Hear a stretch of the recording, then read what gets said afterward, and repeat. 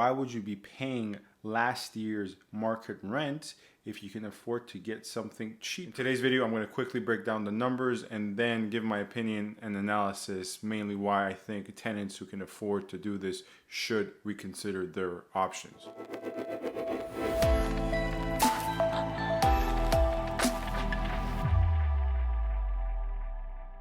Hello everyone, this is Sam from SaberiSixRealEstate and Realtron Realty Inc. You can find my contact information in terms of phone, Instagram, Gmail, and my office in the description.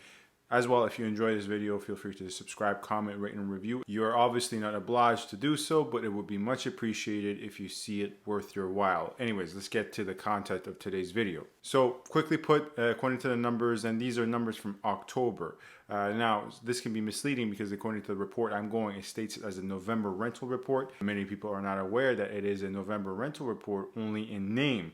It actually is reflecting the October numbers. It wouldn't make sense because November is not over yet, and many companies and databases do not do bi-weekly reports. That's on us individual realtors to do it by ourselves. According to this report, the average price of a one-bedroom apartment unit in the city of Toronto, not the greater Toronto area, not the GTA, so one-bedroom apartment, both purpose-built rental apartments and condominium apartments, is down to $2,000 in the month of October. That represents a 14.9% decrease in price from last year, year to year. Month to month, that represents a 2% decrease in rental amount.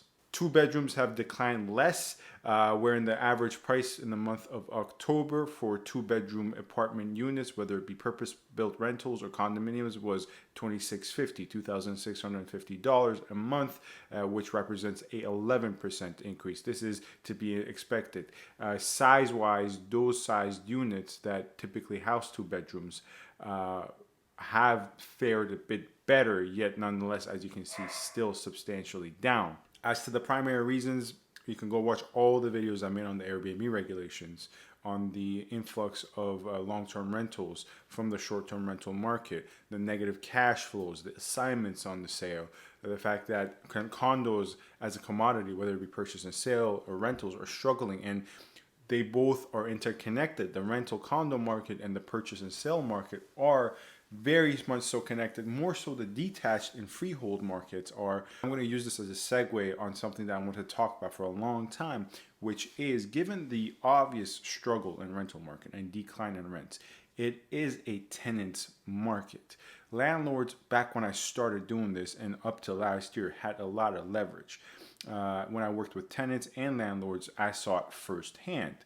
What tenants can now do is, if they're locked into a long-term lease and if they abide by the proper steps in order to terminate prior to the termination of the lease themselves, they can actually afford to go around and shop around. Why would you be paying last year's market rent if you can afford to get something cheaper? Now, obviously, this is easier said than done because you have to account for the unquantifiable and sometimes quantifiable aspects of this. Moving costs, just emotional toll, if you have the energy for it, the pandemic, all that aside, if you have gone through that list and you have determined that you can afford to move around, you should definitely do your due diligence, work with a realtor, or look up yourselves, because I'm pretty sure that if you're renting a one-bedroom, two bedrooms, even cases three-bedroom apartment right now, you can get the same unit size-wise and even in the same building potentially for much cheaper. This will obviously help you financially, and you'll be one of the rare tenants in the Toronto real estate market and the history of Toronto real estate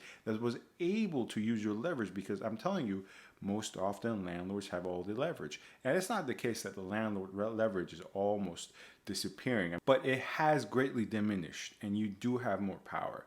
So look at the numbers, ask your realtor or myself to help you look at the numbers, because what might be best for you is either to buy, use your leverage and shop around and find a lower rate for the same or even a better unit. So anyways, this is Sam from SaberiSixRealEstate and Remax. Comment, rate, and review. Like and subscribe if you wish.